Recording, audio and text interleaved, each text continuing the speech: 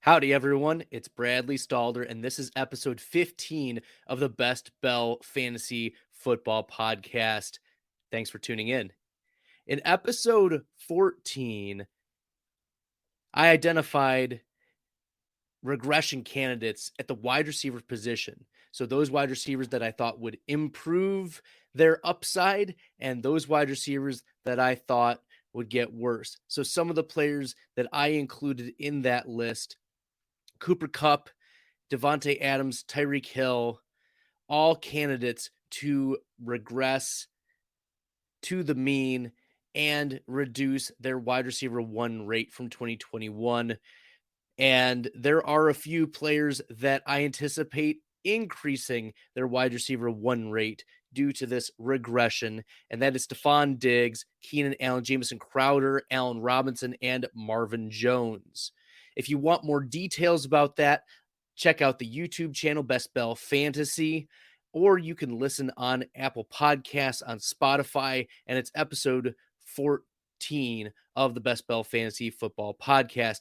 Today, what I'm going to do is review the first Best Ball Mania team that I completed on Underdog. So I'm going to share my screen and just go through what some of the players I thought on the board and just some other takes that I had about the draft. So just a reminder for those unfamiliar with Best Ball Mania, it's a $25 entry on Underdog Fantasy. And if you haven't downloaded the Underdog Fantasy app, make sure that you do, or you can draft on underdogfantasy.com. And you can use the promo code FFF for a 100% deposit match up to $100. That's right. It's a great deal. The Best Ball Mania 3 tournament is underway, and the grand prize for just winning the regular season, $1 million. It is a total $10 million prize pool. This was a slow draft, though, and it was a slow draft because I couldn't do some live drafts during the wedding I attended in Chicago. So I had to step out of town, get logged in, and draft. It took about a week for this first team to be drafted. I anticipate over this next week, I will be posting more drafts, boards like this, and it's talking about some of the thoughts and strategies and reasons why I chose particular players. Let's take a look here. This is once again a 18 round team. And this first team, I went with a 2-5-9-2 build. Pretty typical. I went with Patrick Mahomes at quarterback. ADP is 39.6, at least when I drafted him. So that was fourth round, and I took him at 38. So within 2 spots of ADP, I didn't want to go too far off. But the reason why I drafted Patrick Mahomes was because I took Travis Kelce. He fell to me at 14. So I wanted to prioritize getting at least Patrick Mahomes to pair with Travis Kelce for their spike weeks. Patrick Mahomes, as we know, those spike weeks happen at the highest rates in the NFL.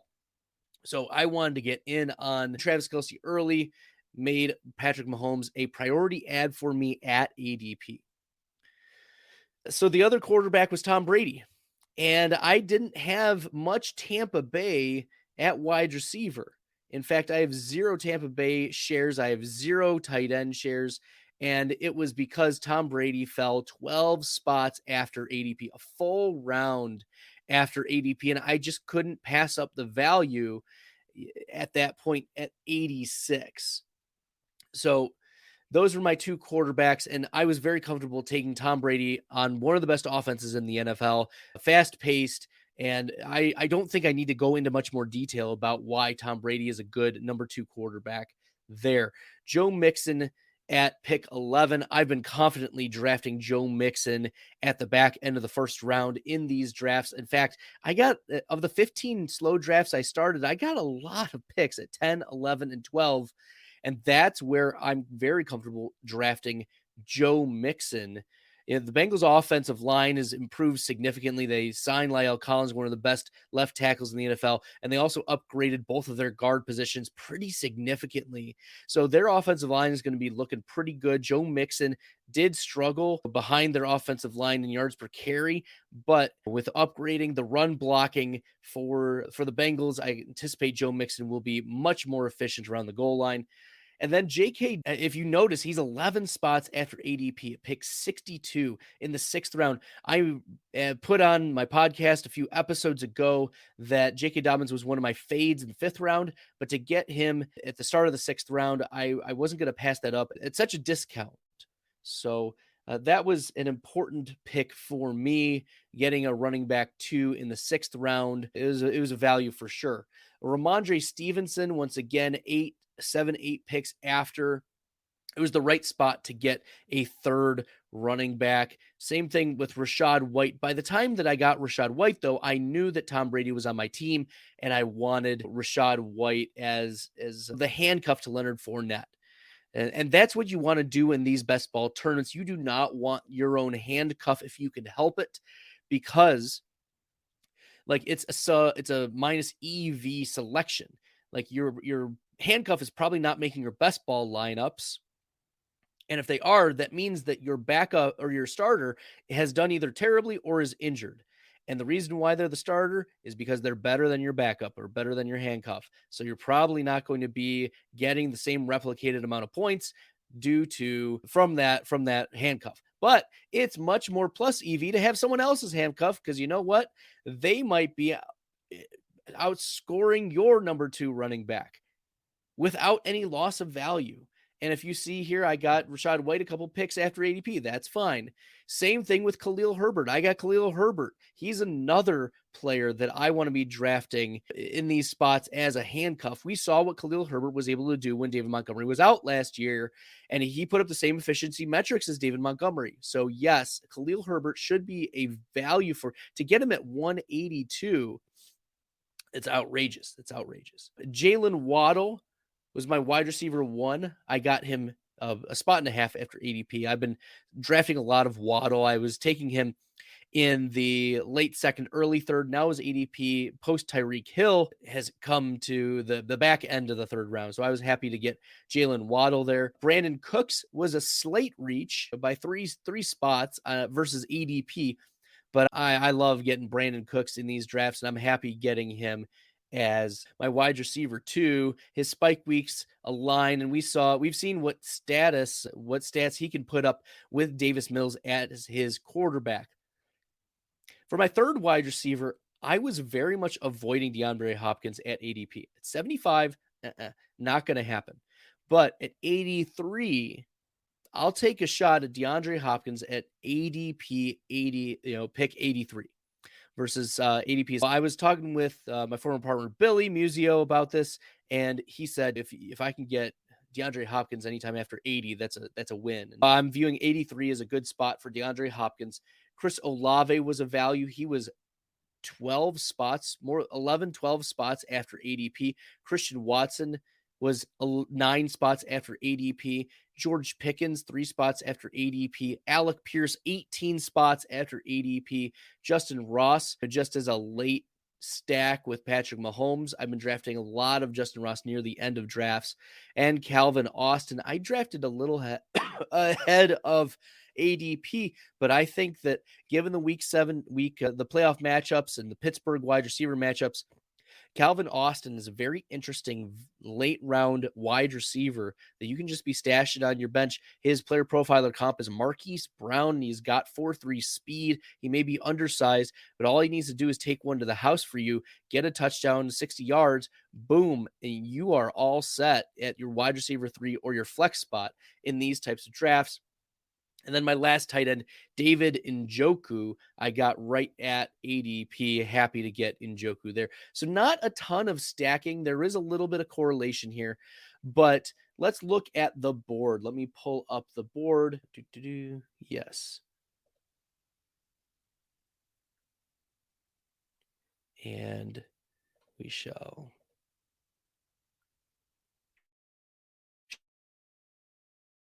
share the screen.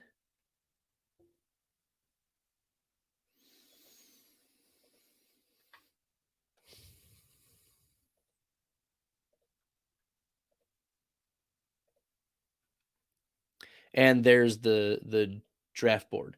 So as you can tell, I had the 11th spot. I'm looking at the first round and nothing really, pops out to me that's crazy, except I would take Joe Mixon even over Derrick Henry at this point. Stephon Diggs at the 110 is a little early, I think. It's probably ahead of ADP. And same thing with Alvin Kamara. I've seen Alvin Kamara fall to even the third round in some of these drafts.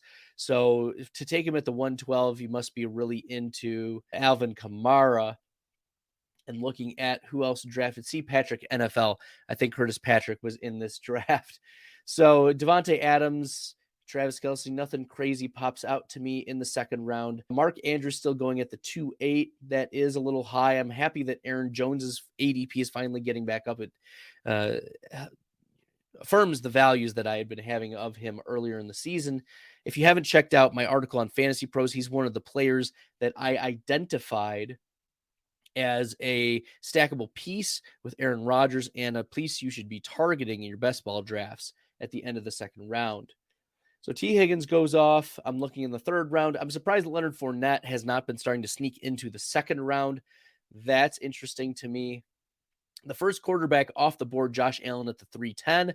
It did stack with Stephon Diggs. That was actually a pretty good value. I've seen Josh Allen taken at the beginning of the third round or even late second round in some of these drafts. So good on this group to be a little more disciplined. Okay, let's take a look at the fourth round. I'm still surprised that Breece Hall has not been bumped up to even ahead of Antonio Gibson, Ezekiel Elliott, Cam Akers. Travis Etienne needs to be ahead of David Montgomery and the likes of Antonio Gibson and Ezekiel Elliott. I identified that Zeke he's a value in round 5, but in mid to early round 4, that's not where you want to be taking Ezekiel Elliott. And then the 5.8, oh, heck no. You do not want to be taking Juju Smith-Schuster at the 5.8, nor Chris Godwin at the 5.7. Yeah, this is disastrous. Some of these plays, I know that some of these teams are wide receiver thirsty, but come on, it's Gabe Davis at the 5.4, right behind a DK Metcalf and Cortland Sutton. Are you kidding me? That's why Brandon Cooks at 5.11 is going to be one of the best values in this draft, getting him at the 5.11. Like, the upside that Brandon Cooks gives you is so much greater than the upside that the likes of a Juju Smith-Schuster gives you. Now, let's take a look at the next round. I'm liking that A.J. Dillon has been bumped up. Miles Sanders has started to creep into the 6th round. I was getting Miles Sanders round 8, round 9, even round 10, I think, in some of the drafts that I was doing in February. So Miles Sanders being bumped up to round 6, even back end, is interesting to me. Sky Moore at the 7.6. That's not stackable. In fact, let me take a look at that's why I couldn't get him. Okay. I toyed around with taking Tyler Lockett instead of DeAndre Hopkins at this spot, but my thoughts on Tyler Lockett versus DeAndre Hopkins, I'm getting a lot of exposure to Tyler Lockett. Like, too much, an unhealthy amount of exposure. Tyler Lockett has been going off wide receiver boards at like wide receiver 38 to wide receiver 42. I've seen him anywhere in that range, and that's egregious. But I've been smashing him so much. I don't want 100% exposure, though. And with DeAndre Hopkins falling significantly below ADP, I wanted at least a couple shares of Hopkins. I've also, in that realm, been considering Adam Thielen. That's an interesting pick, I think. But yeah, Adam Thielen should be picked ahead of Christian Kirk or Sky Moore. I think Elijah Moore and Amon-Ra St. Brown should be picked ahead of the Darnell Mooneys of the world. They just offer so much more upside. So I like that. I like those picks. Okay, I was sniped on Russell Gage, did not make his way back to me. I did select Tom Brady, but that was because, as I mentioned before, there was an ADP gap and value. I just couldn't pass it up. When you're double digits or almost double digits post ADP, and I know this is a large field, but like looking at some of the research that Hayden Winks has done, like, I've been very keen to, if a player on BestBall Mania is lost or gained value. I don't know how you want to talk about it. If a player's not being drafted until 10 spots after ADP, like the first question I have is there news that's something that I missed? Did they get injured?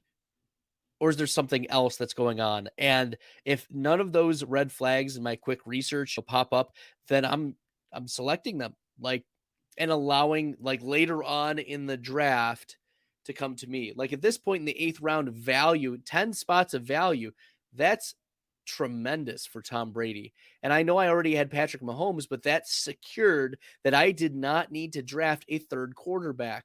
In fact, there were a few teams who had to draft 3 quarterbacks. Balco drafted Aaron Rodgers and Matt Ryan and Jared Goff. Another team drafted Joe Burrow and Tua Tagovailoa and Ryan Tannehill. Yeah, another team drafted Dak Prescott, Kirk Cousins, and Mac Jones. I think a 3 quarterback build would be suboptimal for me, given the quarterbacks that I selected, Tom Brady and Patrick Mahomes, who were on different bye weeks to begin with. So I'm not concerned about that. As I mentioned, a lot of these players now, I was just picking off value or players that I was very comfortable getting. David Njoku in the Superflex tournament he was my 7th highest drafted tight end, and in the big board tournament, he was the number 1, the most drafted tight end for me. So to get him in the 14th round, yes, it was higher, but now we have a clearer picture. Back in January, February, March, and April, before the Austin Hooper cut, we didn't know that David Njoku was going to be stepping into this role and signed to this massive contract. He was franchise tagged, which was giving us a little bit of a hint and why he was on my radar, not just because of his athleticism and his efficiency metrics, but also because the Browns wanted him around and had a plan for him in their offense. And it's now become very clear what that role is. Probably the second pass catcher on this team. He'll be competing with David Bell for target share. Okay, looking at any other egregious or notes, let's look at the last round, just because usually some of the more interesting players pop up, and I like to look at what other teams are rotating through their last round picks. So I saw a Cameron Brate. I think that's interesting. If I didn't have Njoku, if I waited for the likes of a Logan Thomas, I would have probably drafted a Cameron Brate. Or if I went with Gronk and Cameron Brate, that would have been an interesting spot if I wanted to stack. In fact, let's look at Rob Gronkowski. Where did he go off? Gronk went off at the end of the 10th round, the 10-12. So I would have had to select Christian Watson, who was already 9 spots after ADP, or Chris Olave, who was a dozen spots after ADP. That just fit my build better, and I lost out on Gronk. So, that's something that you can consider. Marcus Mariota is a last round consideration. I think that's the wrong thing to do. If you're banking on Marcus Mariota, your quarterback situation is probably not in a good spot. Like, Russell Wilson is fine at the 8-5. Like, I think that's a really good spot for Russell Wilson. And the issue is, though, it's not stacked with any significant piece. I'm looking at Denver. Maybe Hugbanam is there. That's interesting to me. You're depending upon Russ week in and week out, and to have Daniel Jones there, you probably wanted to get a player like Davis Mills in the 19th round or Carson Wentz in the 19th round and not get Marcus Mariota, who may lose his job midseason. The Falcons may want to see what they have in Desmond Ridder midseason, and that's a legitimate narrative. And if Russ goes down, you're cooked. Whereas if Tom Brady goes down, I'm not cooked. Or if Patrick Mahomes goes down, I'm not cooked. If both of them go down, I don't have a bye week, well, then that's a 0 for that week in the quarterback spot. But injuries will happen, but I think that that was a false arbitrage there. Carson Wentz or Davis Mills should have been picked in the 19th round for this team to give better value. Looking at a few others, I'm out on Amari Rodgers at pick 213. Tyquan Thornton is a very interesting late stack with Mac Jones. And looking at any other New England pieces, no, there weren't any New England pieces.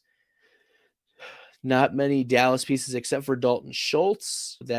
I think Schultz is going to be the number 2 target in this Dallas team. And to get Jalen Tolbert later, that's nice. That's a nice little pickup. I like Darrell Henderson at the end of the 14th round as a running back insurance behind McCaffrey and Barkley and Chase Edmonds. I think that's a great spot for him. So I like Tyquan Thornton as a last round pick. I don't like Amari Rodgers. I don't like Terrace Marshall. Devin Duvernay, I don't think so. Calvin Austin, I think, as I talked about it before, Calvin Austin is the type of player you want to be targeting. That you're going to have a good wide receiver matchup near the end of the playoff schedule, and all Calvin Austin needs to do is take one to the house because of his speed. Same argument could be made for Tyquan Thornton and Velus Jones. There's some Justin Fields, Byron Pringle, Velus Jones drafting happening here. And I'm here for it. Like late round, very late round. You've already got your Kyler Murray. You've got Marquez Valdes-Scantling, some spike weeks there. Drake London. I don't know exactly. I'm going to have to do some research on what rookies in the first half of the first round bring to your best ball teams over the last few years, but it's got to be pretty good. And looking at Marvin Jones, Byron Pringle, I love Marvin Jones at the end of the 16th, and then now Pringle and Velus Jones to nicely, cheaply stack with Justin Fields. All right, well, that will do it for today's podcast. Thanks to all of you for listening and tuning in. If you haven't subscribed to the Best Bell Fantasy Podcast, make sure you do wherever you listen to your podcasts. And make sure to check out the Best Bell YouTube channel, where I'll be drafting throughout the off season.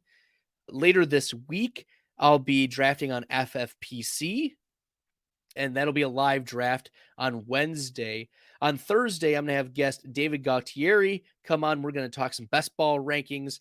And on Friday, I'm going to have Sam Chowdhury of FTN come on, and we're going to talk about Week 17 matchups for your best ball teams, maybe which ones to target, which ones to fade, and who are some interesting players early round and late round that we should be looking at.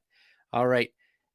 In the meantime, don't forget to follow me on Twitter at FFStalder. Make sure you give the likes and subscribes at the proper places. Thanks for listening. I appreciate it. In the meantime, good luck in the best ball.